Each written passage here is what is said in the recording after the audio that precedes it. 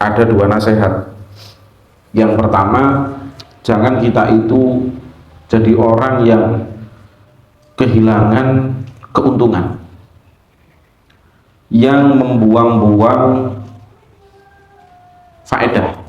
faedatul amal, keuntungan dan kemuliaan mengamalkan ilmu.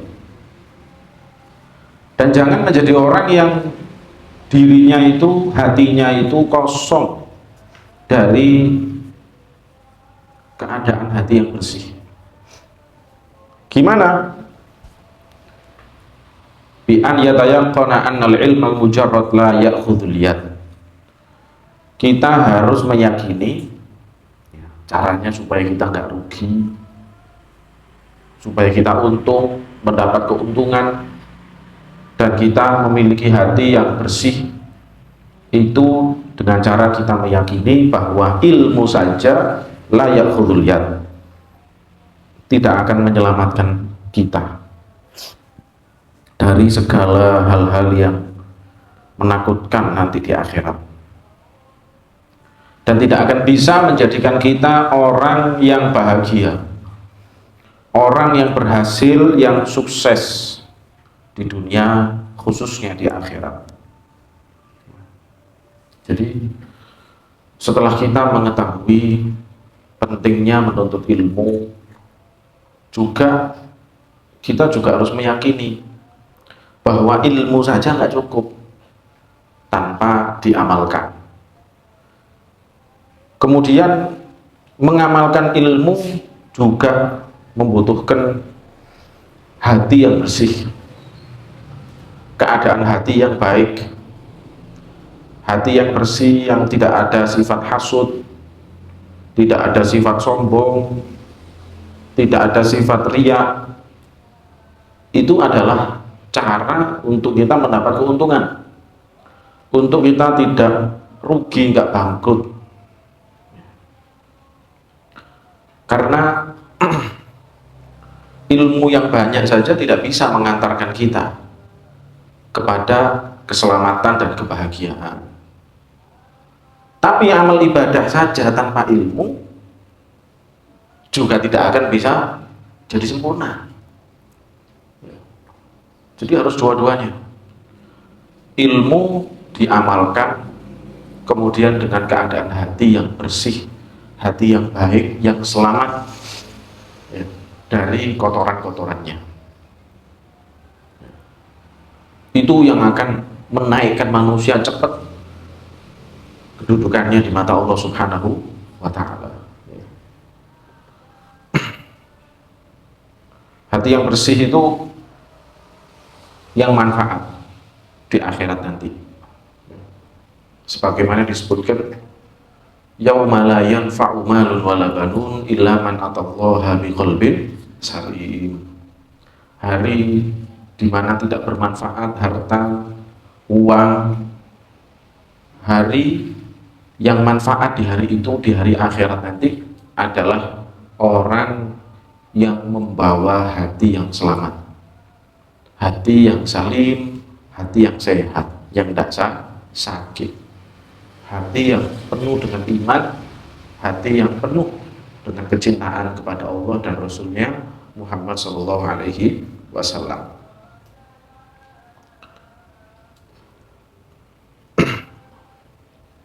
Mithaluhu, beliau memberi kepada kita, Imam Ghazali, contoh. Laukana ala rajul fi bariyatin ashratu asyafin hindiyah ma'a aslihatin ukhra. Wa kana rajul syuja'an wa ahlal harb fa humila alaihi asadun muhayyam ma dhannuka hal tadfa'ul asliha syarrah minhu bila istimaliha wa dharbiha. Wa minal ma'lum la tadfa' illa bitahriki wa darb. Orang itu punya ilmu banyak, ngerti nahwu, pinter fikih, pinter tauhid, akidah, pinter tafsir, ya, pinter hadis, macam-macam ilmu yang dipelajari banyak sekali, tapi nggak diamalkan. tapi tidak memiliki keadaan hati yang baik. Hatinya nggak sehat, badan sehat, hati nggak sehat. Ilmu banyak, tapi tidak dibarengi dengan tazkiyah yang baik. Ya. Tidak dibarengi dengan tazkiyah. Banyak ilmu yang dia bisa banyak. Hafal ini, hafal itu.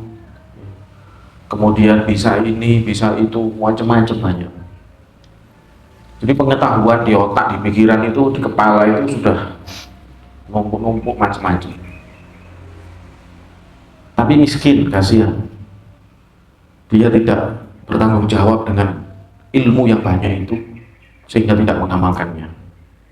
Atau dia itu hanya sibuk dengan surah, hanya sibuk dengan tampilan saja. Ilmu yang banyak, pengetahuan yang banyak, kemudian pinter ceramah, pinter ngajar, pinter debat, dan seterusnya. Tapi hatinya kosong, hatinya memiliki keadaan yang tidak sehat, kondisinya nggak sehat, marit. Apa?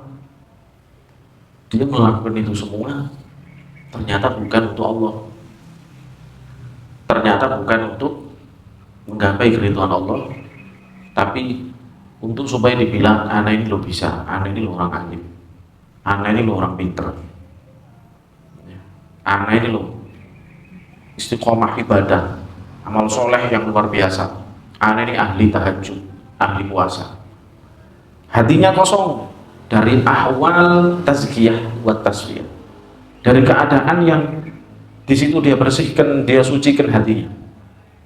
Itu dia kan punya banyak ilmu, ada ibadah, ada, tapi hatinya tidak baik, atau ilmu tidak diamalkan.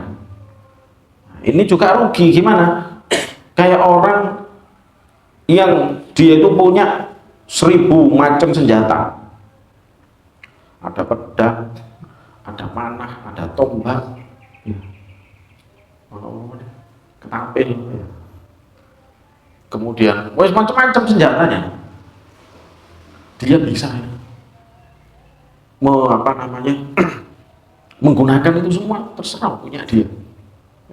Dan dia orang yang berani, wa ahlal harb, dan bisa memakai itu semua macam-macam itu. Ya, apa aja itu senjata-senjata perang itu ya, kan banyak macamnya. Kemudian fahumila alaihi asadun muhayyab. Kemudian dia ditemukan dengan singa jantan yang sangat menakutkan.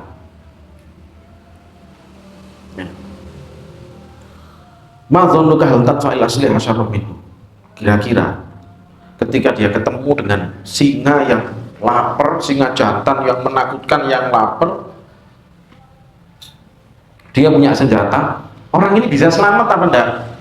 Kalau dia cuma diem, dia nggak gerak, nggak ngambil senjata, nggak mengayunkan pedangnya, diem aja. Singanya lapar. Kayak kita jam 11 malam belum makan asya, belum makan malam, ya udah harus ini baca wirid apa hafalan murojaah, jam 11 malam belum asya, belum makan malam. Itu kita kayak singa yang lapar. Apapun yang ada di depan kita itu semuanya mau kita terkam. Nggak tahu ini apa, wis pokoknya bisa menutup apa kelaparan.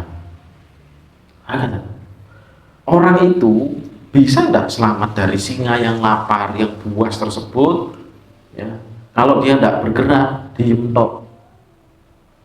Ini senjata banyak, dia bisa menggunakannya, dia prajurit, ahlul harb, memang ahli perang, tapi diem tok, dia tetap dimakan, ya, tetap diterkam sama singa. Tapi kalau senjata itu dipakai dengan baik, dia pegang apa senjata tembak yang besar itu apa, senapan yang satu kali tarik bisa 3-4 peluru yang keluar,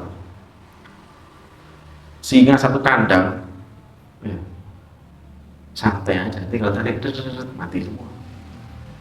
Lah masalahnya gitu, orang yang berilmu juga gitu, ilmu buahnya, ilmu ini berarti cuma sekedar alat senjata.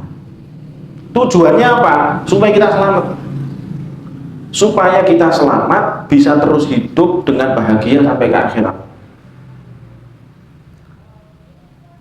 Koleksi ilmu, ya banyak-banyak ilmu dihafalin, dipelajari, apa semua, kita pinter ngomong, kita pinter nyampaikan dan seterusnya, tapi nggak dipakai untuk nyelamatin diri sendiri,